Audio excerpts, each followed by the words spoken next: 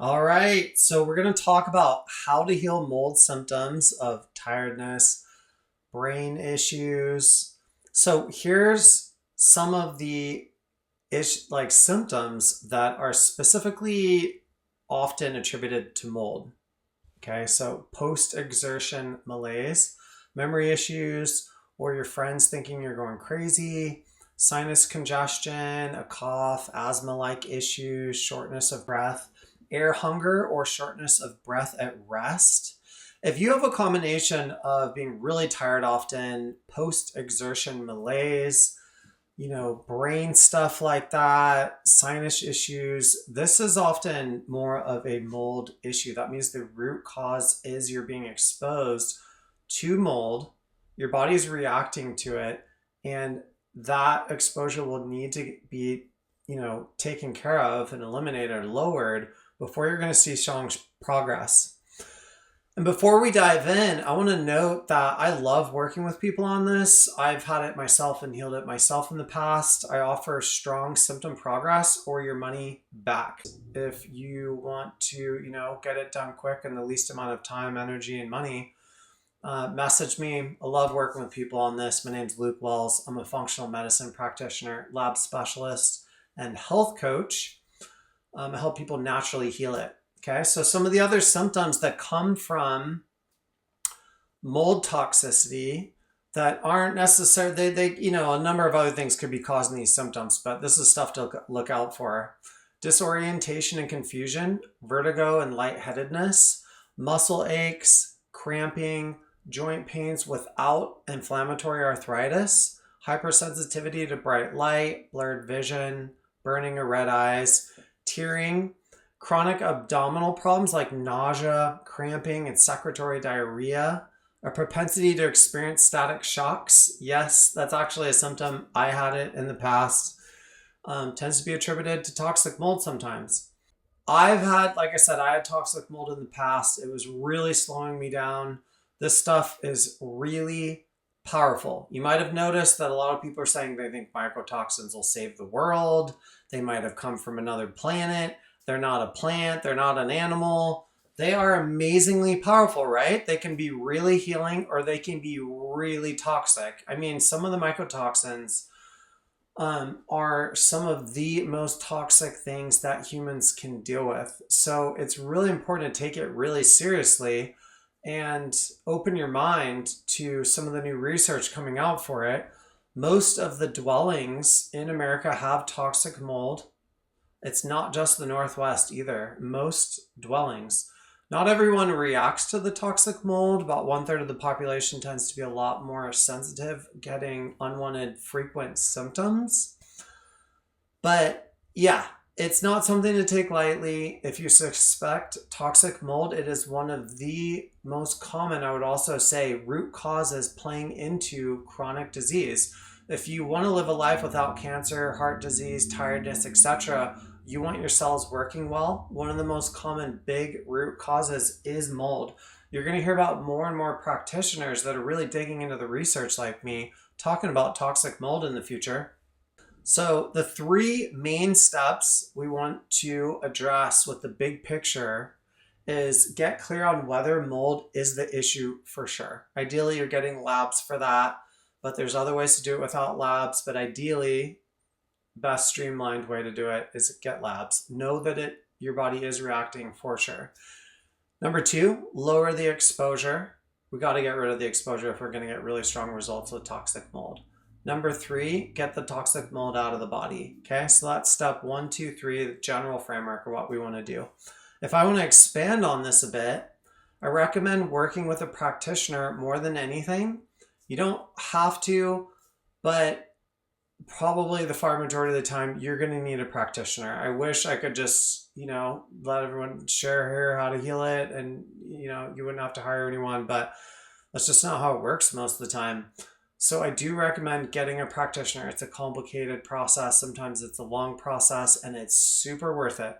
But for those of you who choose not to do that, here is some protocol info you could use.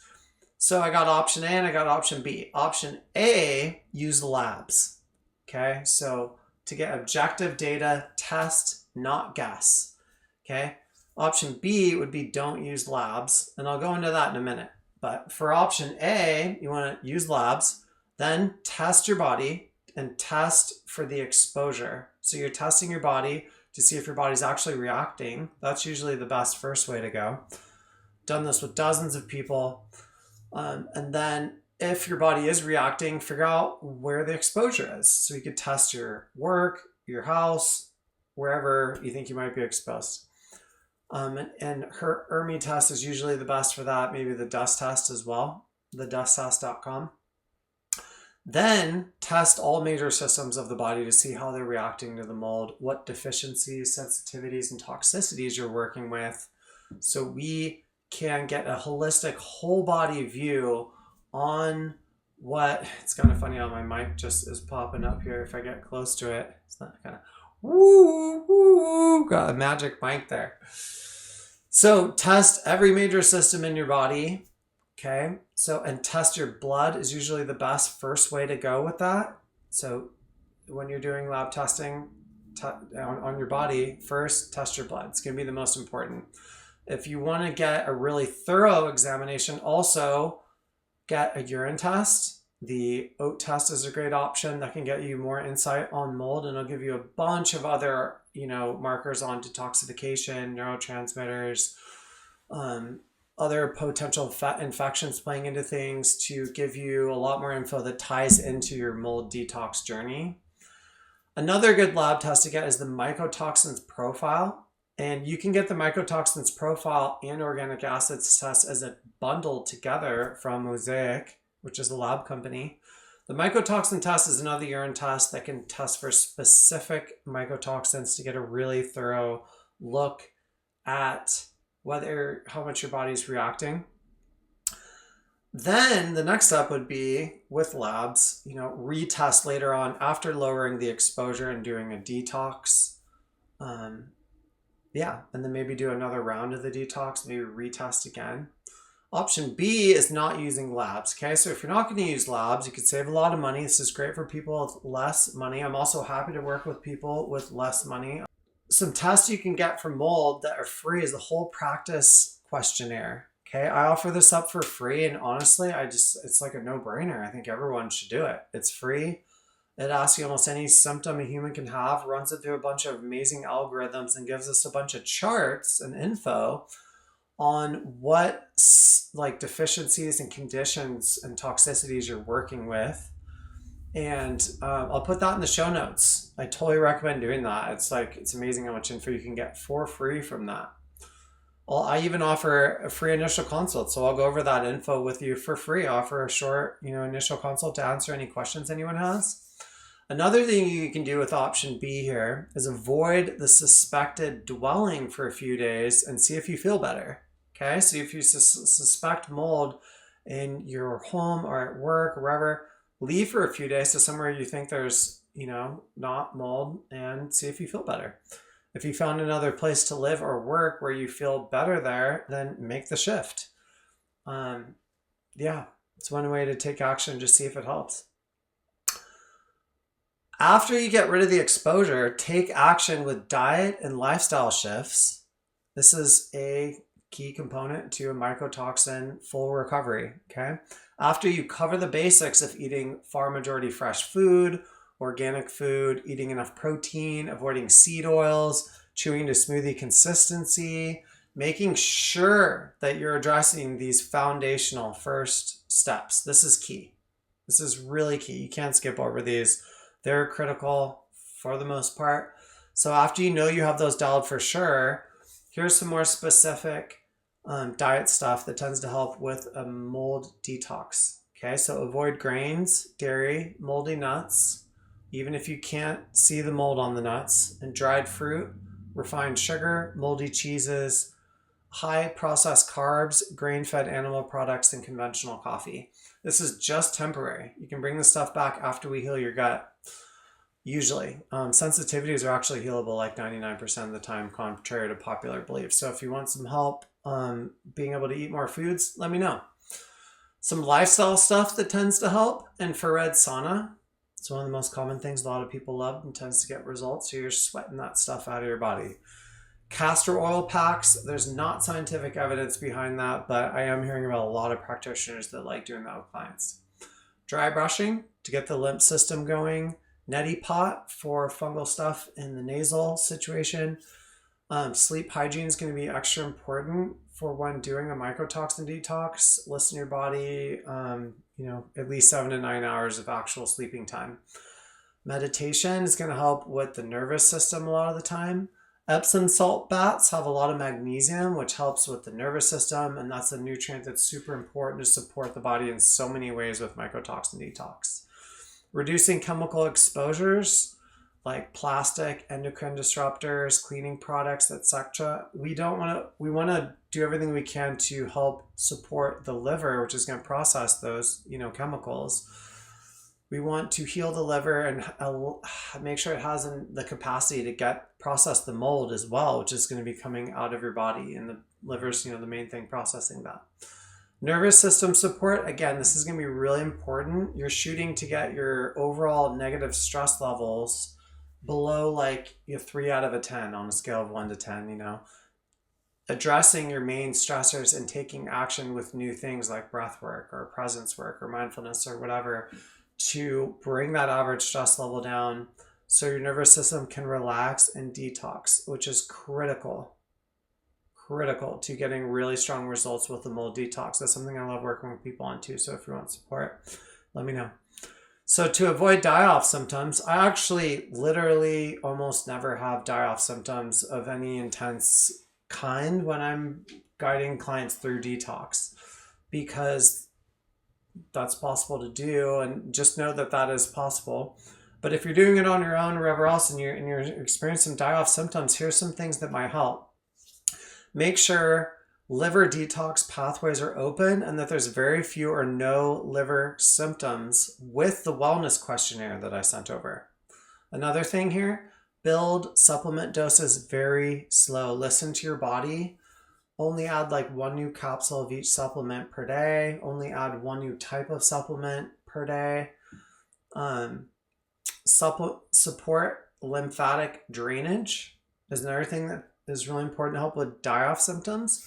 Yoga, I'd say walking and lifting heavy things are the most important things of all to help with lymphatic drainage that a lot of people skip. That is a critical foundation where you're not going to have strong lymphatic drainage if you're not getting at least 7K steps a day, ideally more like 10 to 20,000. Go back and cover the basics with diet is something I recommend. If you have die-off symptoms, go back to those basic foundations I was talking about. They're super important.